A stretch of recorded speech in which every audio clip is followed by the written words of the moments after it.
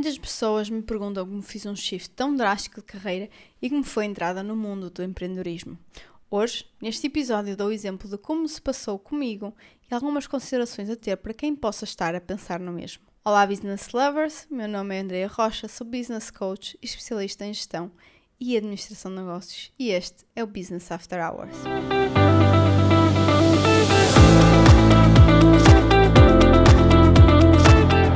Olá, meus caros ouvintes do podcast Business After Hours, como estão?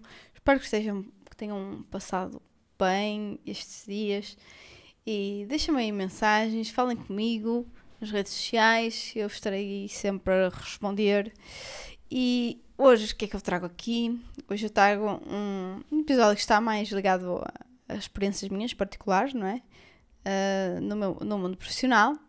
E isto até veio, já eram mais que um pedido e também veio através de um pedido, uma caixinha de perguntas em que eu perguntei aqui sugestões de temas para o podcast e este apareceu lá. E pronto, também já tinha aqui outros pedidos nesse sentido, de mudança de carreira. Então, vamos dividir por partes. Eu primeiro vou falar do shift de carreira, ok? Mudança de carreira e depois entrada no empreendedorismo. Isto é a minha versão muito pessoal do que se passou comigo. Algumas ilações que eu tiro da minha experiência e também de pessoas com as quais me rodei, não é? Que eu já vim passar e fazer também mudanças de carreira. E é isso, não é? Para nada que eu digo aqui é sempre sujeito a julgamento, não é? Mas mais aqui esta parte porque efetivamente conta muito do meu percurso, como eu fiz as coisas e como as coisas aconteceram na minha vida.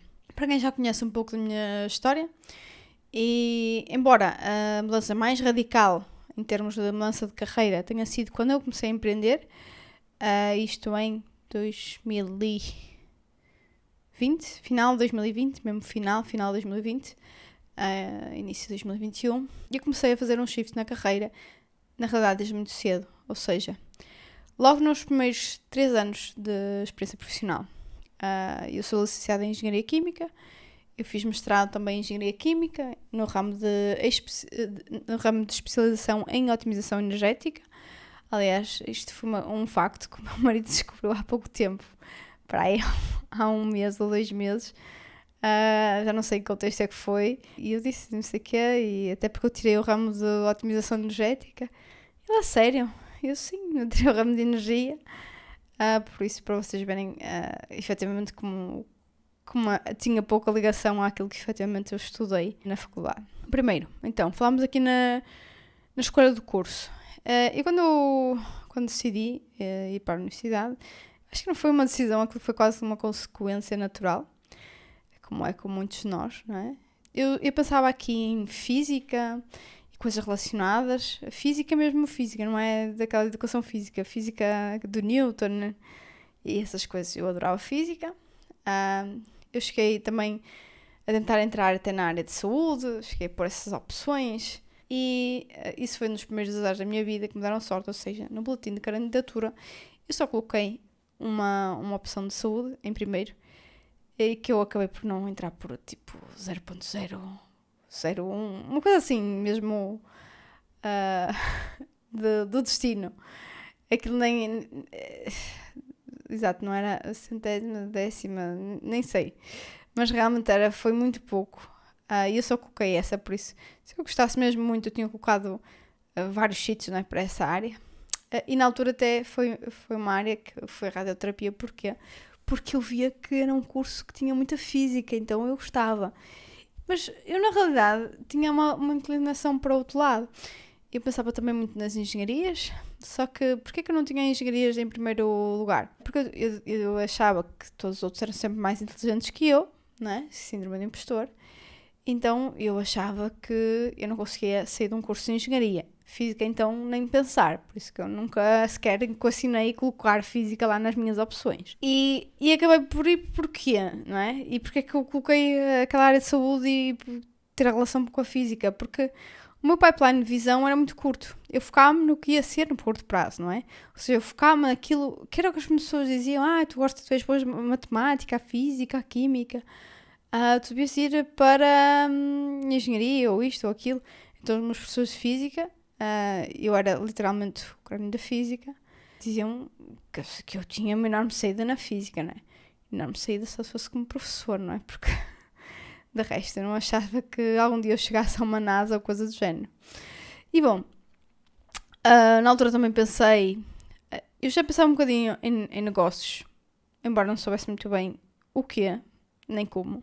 Mas também pensava muito negócios, mas gostava de tipo fábricas, coisas grandes, indústria. Então pensei em engenharia de gestão industrial, só que depois tinha ali uma questão, porque só tinha, ou melhor, tinha Guimarães, não é? Porto, Coimbra, mas a partir de então fazia mais sentido Guimarães, só que para mim não fazia sentido. Eu gostava de estudar fora, isso era uma dos meus objetivos, e também não fazia sentido ir viver para 15 km de casa, nem isso, não é? 10 km de casa, para outra casa, não é? Então, também pensei em gestão, sabia que gostava de empresas, mas não sabia bem o que era aquilo de gestão.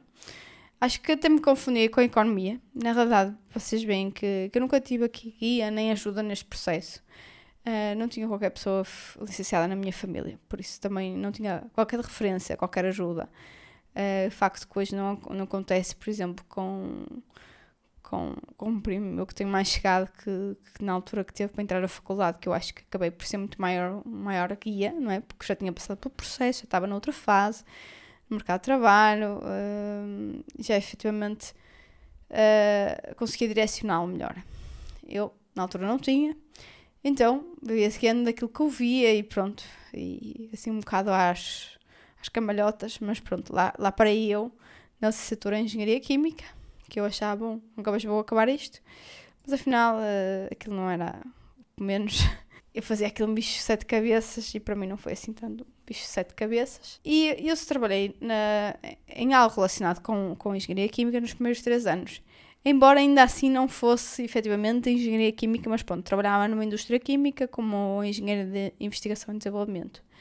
E rapidamente me apercebi que aquilo não era para mim. Mas ainda demorei a sair dali, tal como já contei noutro episódio.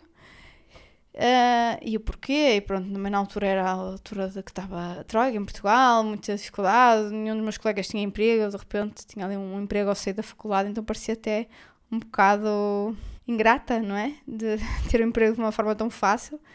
Comecei a trabalhar, ainda estava no mestrado. Parecia um bocado ingrato eu agora deixar aquilo, depois com mais inúmeras situações, então eu acabei por demorar a sair dali, praticamente 3 anos. E então o primeiro shift dá-se quando eu mudo para a indústria automóvel, que eu também já aqui falei um pouquinho sobre isso, e eu estava a trabalhar diretamente com produção e gestão industrial. Os casos será dizer que eu nas próprias entrevistas fui o mais sincera possível, e disse que eu não sabia nada daquilo que eles estavam lá a falar, e falavam em termos que eu nunca tinha ouvido falar na vida, e que era normal, expectável para alguém que teve uma formação muito diferente, que nunca trabalhou naquela área e que inclusive tinha poucos anos de experiência, mas que tinha muita vontade de entrar naquela área. Também, como já expliquei, eu acabei por conseguir entrar, não pela parte técnica, como é óbvio, só se eu tivesse estudado no Google, não é? Da gestão industrial nos dias anteriores, mas eu decidi ser sincera e dizer que isso não era o meu forte, não é? Ou pelo menos não seria até então, não seria o meu forte porque eu não tinha na altura esses conhecimentos, mas poderia adquirir, e acabei por ficar pela questão comportamental e de liderança e gestão de equipas. Então, passado 2 ou 3 anos, eu fiz um novo shift. Neste caso, eu mudei depois para uma área têxtil. Eu trabalhava também com gestão industrial, mas já a um nível superior de hierarquia. Já dirigia uma equipa de produção, a maior área de produção na fábrica, na altura. E eu, entretanto, fui fazer o MBA, não é? Decidi sair dessa empresa e não sabia o que ia fazer a seguir. Eu pensava mais em gestão pura, mas dentro de operações, mas no final de tudo eu nem sabia muito bem. Então eu esperava que o MBA até o final eu tivesse uma resposta. E tive. O que levou à minha mudança foi a força das circunstâncias. Eu não sabia muito bem, mas também sabia coisas que eu queria e que eu não queria. E uma das coisas que eu queria no final do MBA era ir para os Estados Unidos. Era trabalhar nos Estados Unidos. O que é e como, isso ainda não sabia muito bem. Mas eu já estava a ponderar aí como é que ia fazer a coisa, como é que ia ser a nossa vida, porque já era casada e tudo mais. E então já estava nesses planos todos. E, entretanto, há o Covid, não é? Quando eu estou ali no meio do MBA. De tal forma que nem era possível sequer ir para os Estados Unidos em turismo, não é? Quanto mais encontrar um visto para trabalhar e as empresas querer ir para trabalhar e toda a gente a trabalhar remoto e todas essas circunstâncias. Para ajudar à festa, quando eu estava a terminar o MBA, em novembro, penso eu já estava grávida há 7 meses. Ou seja, que também não foi algo planeado, mas aconteceu e eu decidi levar para a frente, ainda bem.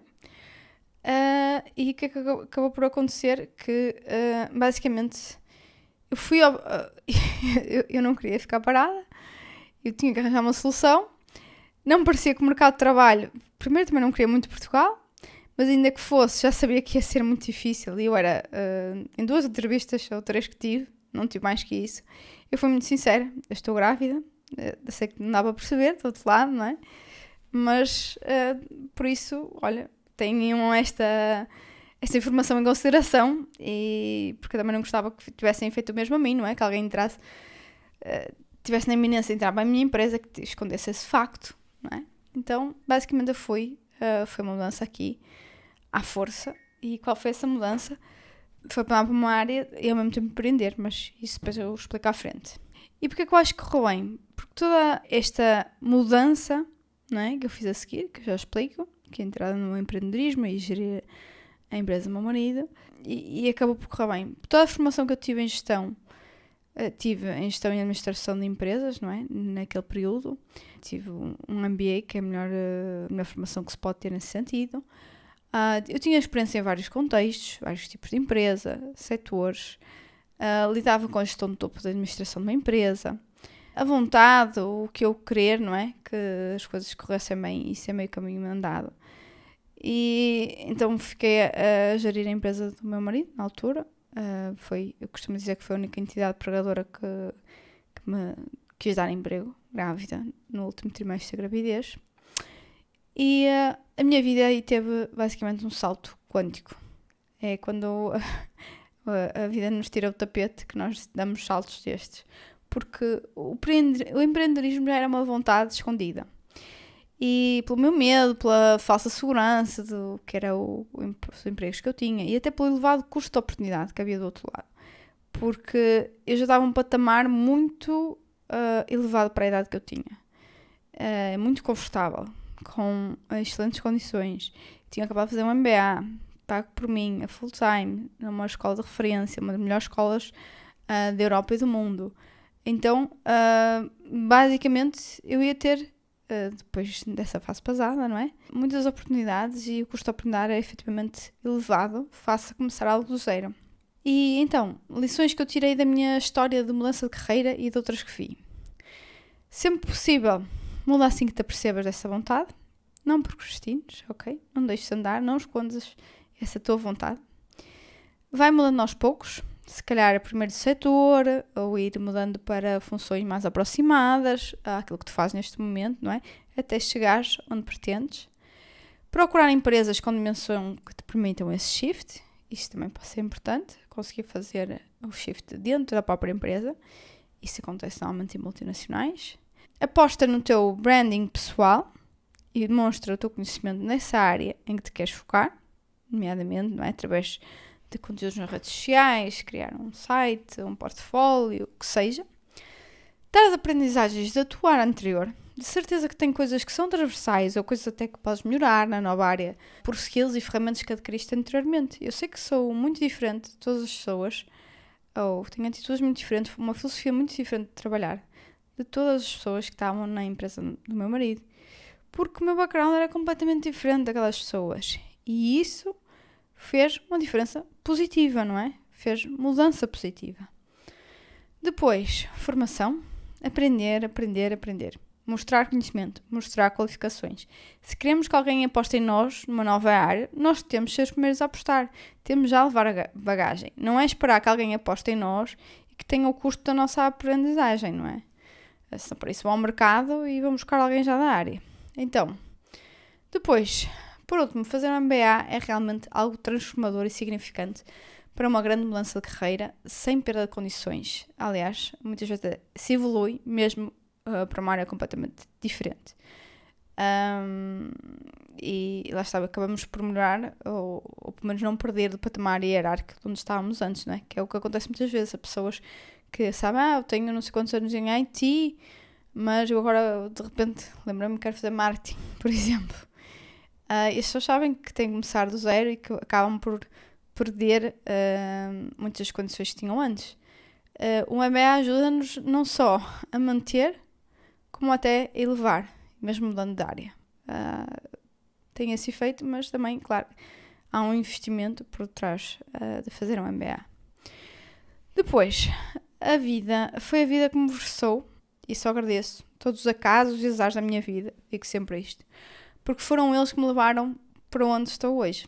É a lei da atração a funcionar e muitas vezes nem sabemos como as coisas aconteceram, mas empreender, ter várias empresas, sempre foi um desejo arrumado de parte da minha vida, talvez ali camuflado por algumas crenças, e que eu deixava pensava para os 40 e tal anos, eu talvez faça isso, quando já tiver muita estabilidade financeira, já tiver feito muita coisa, tiver aprendido muito, talvez me possa dar esse luxo, achava eu.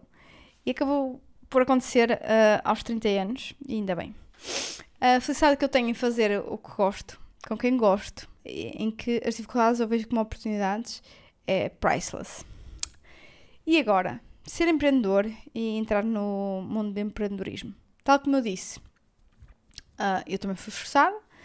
No meu caso, não é normalmente o caso habitual, não é? Normalmente as pessoas são forçadas a entrar, ou melhor, há 3 formas aqui de entrar no empreendedorismo, assim, de forma geral. Uma é forçada, porque normalmente as pessoas perdem o emprego, então acabam por abrir negócio.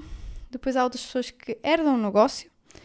E depois há aquelas pessoas que têm um sonho, não é? Um objetivo e um desejo de empreender. Ter empresa, ser empresário, o que seja. Quando ela é forçada, corre bem se a pessoa for uma lutadora da vida, que nada a vale, que a demova e que depois toma aquilo como missão, levar a empresa, porque já é difícil quando é o caminho que escolhemos, imaginem quando não é? Quando é porque é uma segunda alternativa, porque não encontramos outra e porque basicamente temos de nos fazer à vida. Corre bem, como no meu caso, não é? Mas eu acho que não é o mais normal, foi uma situação sui generis, mas porque na realidade já havia esse bichinho, não é? Só que ele estava escondido.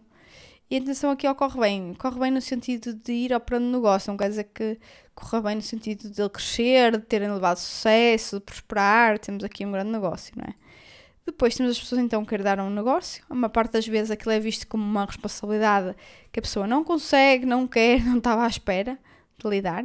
Muitas vezes é quase como um presente amaldiçoado, ainda que não tivesse sido dado com essa intenção. Mas normalmente também são as pessoas que mais recorrem à ajuda para garantir que levam a missão a bom porto. Porquê? Porque querem perpetuar o negócio. Muitos casos de empresas familiares que não resultam, muitas vezes é quando os descendentes já lá foram inseridos no organograma de alguma forma, lhes foi dado ali um cargo, um lugar, mas não houve esse ato de sucessão. Mas normalmente quando há esse ato de sucessão acaba por haver essa responsabilidade delegada. Mas pronto, isso são outros 500. Por último, porque perseguem o sonho de ser empreendedores, de ser empresários. Este, quando não resulta, não é por falta de resiliência, de vontade, de voltar a levantar. Pode cair e cai muitas vezes por lacunas de formação na área de gestão e volta a levantar e volta a lembrar, fazer um negócio, crescer e prosperar não é sobre vendas. Não é sobre criar ofertas para clientes, não é sobre escalar negócios, não é funis de vendas e não sei quantos discos. Ou melhor, é sobre isso e muito mais.